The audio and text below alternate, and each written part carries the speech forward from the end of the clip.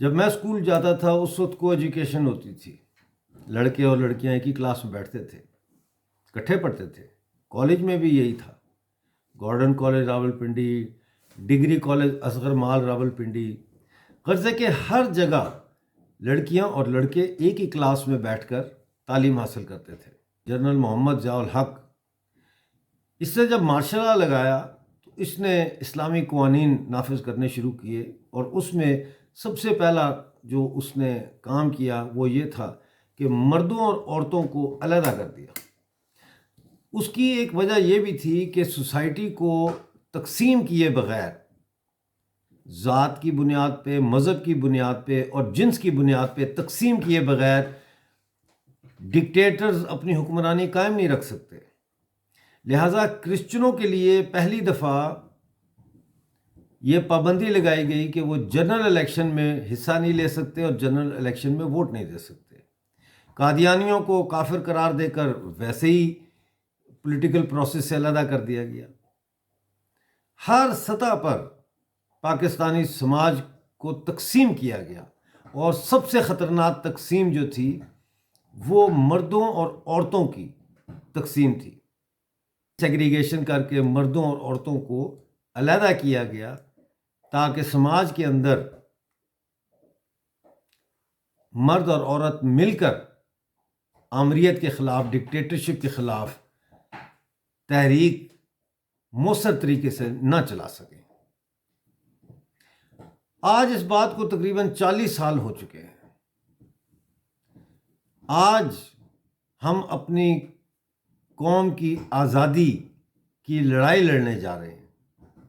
ایسے میں یہ لڑائی اس وقت تک کامیاب نہیں ہو سکتی جب تک ہماری جدوجہد آزادی میں خواتین حصہ نہ لیں۔ لہٰذا اب خواتین اور مردوں کے درمیان جو یہ جنسی بنیاد پہ سیگریگیشن ہے، ہم اس کو ختم کرنا چاہتے ہیں۔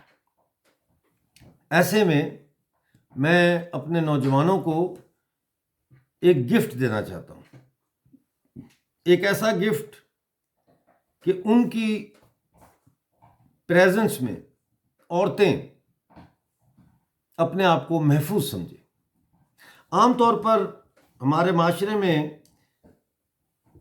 عورت کو سٹیئر کرنے کی ایک کیفیت پائی جاتی ہے، اور ایسے میں نظریں عورت کے جسم پر آوارہ گردی کرتی ہیں، جس سے عورتیں خود کو نہ صرف ہیومیلیٹڈ فیل کرتی ہیں بلکہ انسیف بھی فیل کرتی ہیں، خود کو گندہ محسوس کرتی ہیں۔ ہمارے مرد نوجوان، ان کا کردار ایسا ہونا چاہیے کہ ان کی موجودگی میں عورت اپنے آپ کو سب سے زیادہ محفوظ سمجھے۔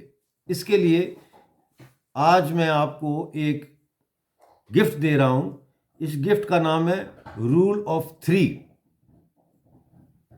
جب بھی آپ کسی خاتون کے ساتھ بات کریں یا ہماری جو ساتھی جدوجہد میں آ رہی ہیں اس وقت ان کے ساتھ بات کریں، تو آپ اپنی نظروں کو آوارہ گردی کرنے سے کنٹرول کرنے کے لیے یہ طریقہ اپنائیں۔ آپ پہلے ان کی اس آنکھ کی طرف دیکھ کر گفتگو کریں، پھر اس آنکھ کی طرف دیکھ کر گفتگو کریں، پھر منہ کی طرف دیکھ کر گفتگو کریں، اس کے بعد دوبارہ یہ آنکھ، دوبارہ یہ آنکھ، اور پھر منہ۔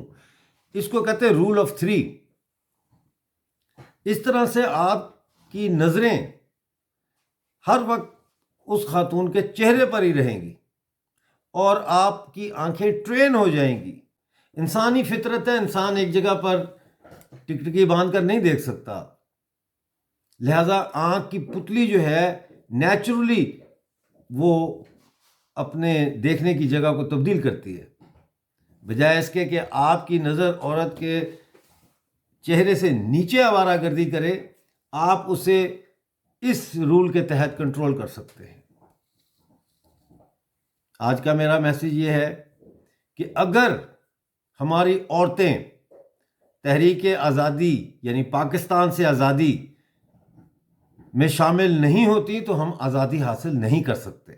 اور اگر ہماری خواتین اپنے ساتھی مردوں کی موجودگی میں خود کو محفوظ نہیں کر سکتی تو پھر ہم مردوں اور عورتوں کی مشترکہ جدوجہد آزادی جو ہے وہ شروع نہیں کر سکتے۔ میں چاہتا ہوں کہ جدوجہد آزادی کے نتیجے میں ہم ایک نیا انسان پیدا کریں، وہ انسان جس کو اخلاقی طور پر، ذہنی طور پر اور اس کو جسمانی طور پر پاکستان کی غلامی میں رہنے کی وجہ سے شدید نقصانات پہنچے، تباہ ہو گیا وہ انسان ہم نے اب دوبارہ پیدا کرنا ہے، ایک نیا انسان، ایک برابری والا معاشرہ۔